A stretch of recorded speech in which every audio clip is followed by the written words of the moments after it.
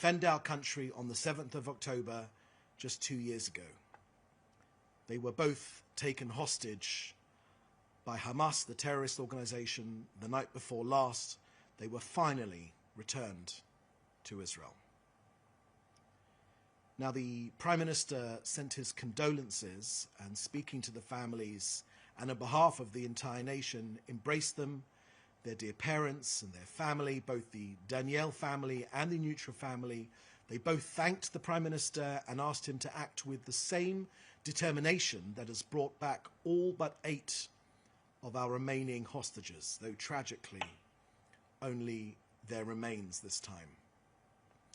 The Prime Minister shared with the families that precise same determination that drives him to bring back all of the murdered hostages, all of the hostages, for proper and dignified burial. The Prime Minister expressed his great appreciation for the heroism of Omer Nutra and Oz Daniel. He said that their actions, fighting even when they were overwhelmed by the terrorist invasion, has served and will serve as an inspiration for generations of defenders of Israel. These 2 men made the ultimate sacrifice for the defense of our country, and the country in turn salutes them and their families. May their memory be a blessing. As of today, 8 murdered hostages remain in Hamas hands.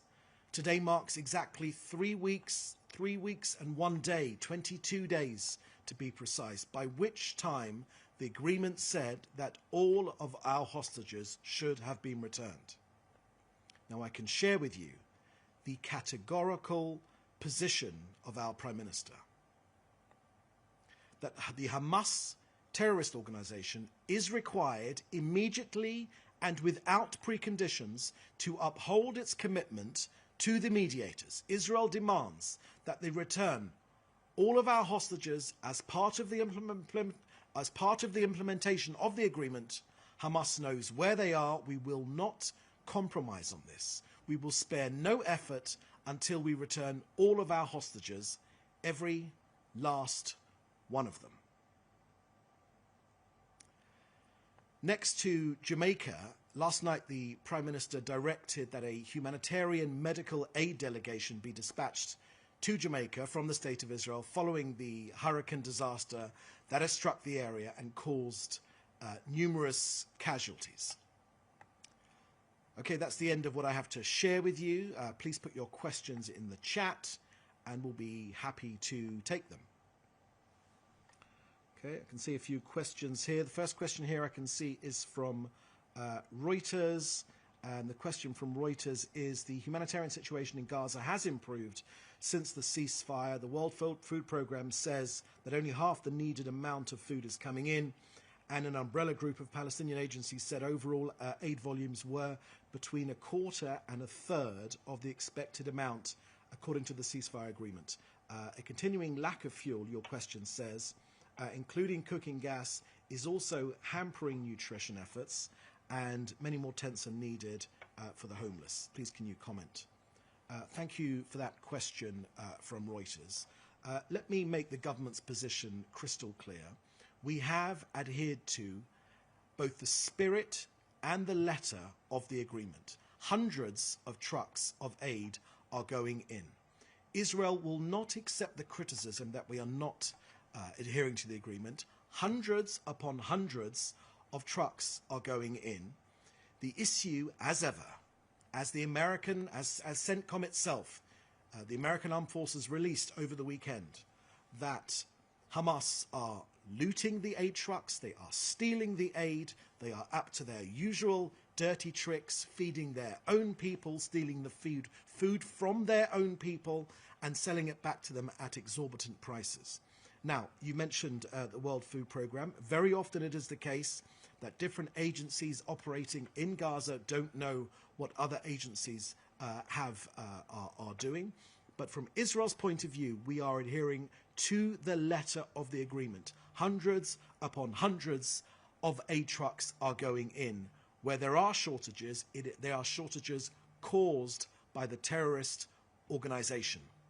Now, the agreement makes crystal clear that the 20-point agreement that we, hostage release framework that we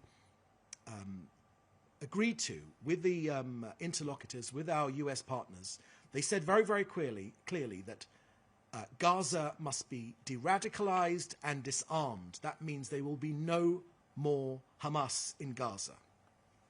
Now, when there is no more Hamas in Gaza, that will mean that the people, the terrorists that steal the aid, will stop stealing the aid. Gaza must become de-radicalized, terror-free zone, posing no threat to both us and its own people. And the issue with aid is most certainly with Hamas, who are stealing the aid. That's the answer to that question.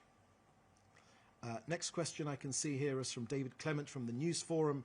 Does the Prime Minister's office have comment on the US resolution for a US-backed security force in Gaza? Thank you for that question, David Clement from the News Forum in Canada. I can share with you that Israel agreed to the 20-point framework. We continue to adhere to every single line of that framework. And part of that framework makes very, very clear that Gaza will be de-radicalized and Hamas disarmed, and also that Gaza will be redeveloped for its own people.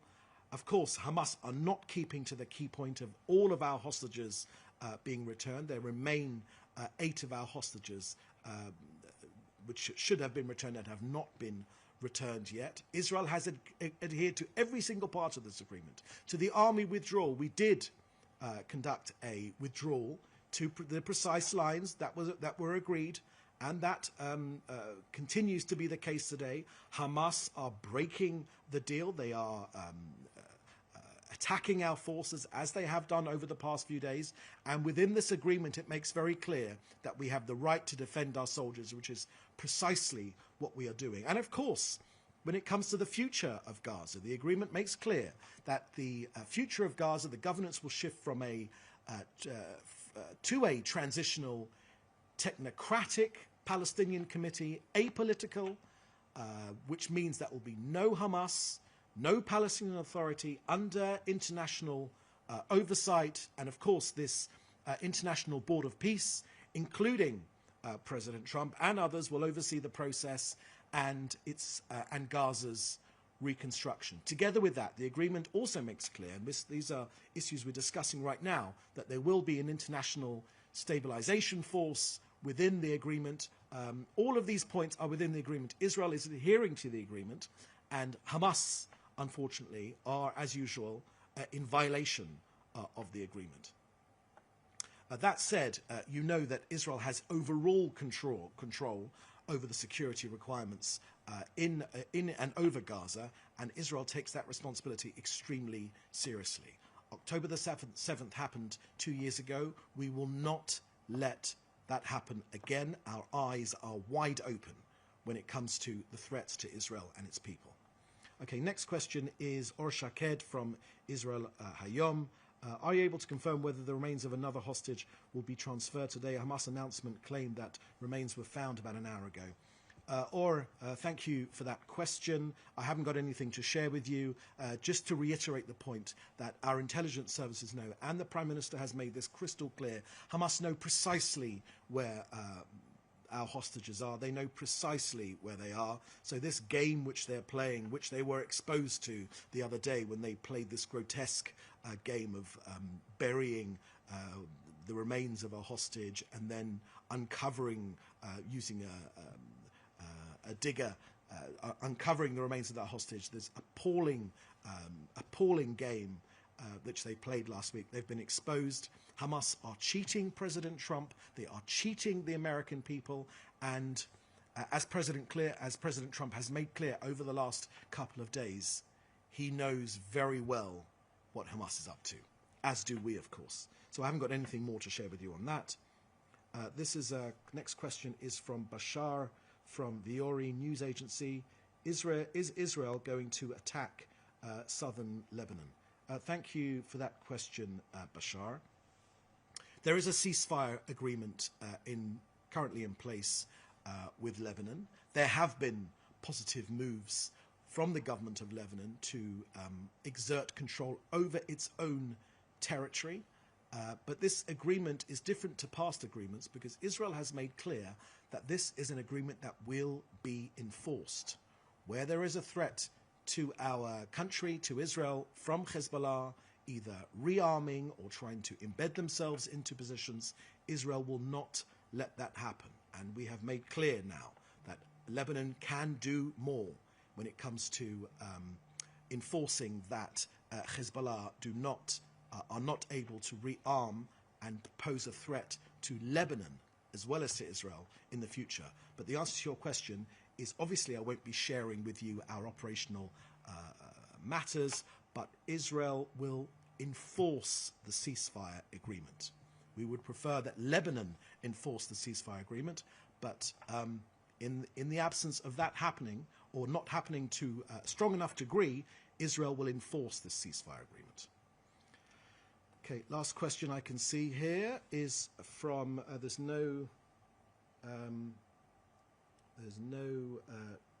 name to this question. How long will Israel wait for the killed hostages to come home? This should have been done 3 weeks ago. How much patience do you have? Thank you for that question. Perhaps you can tell us your news outlet. Israel's patience is not inexhaustible.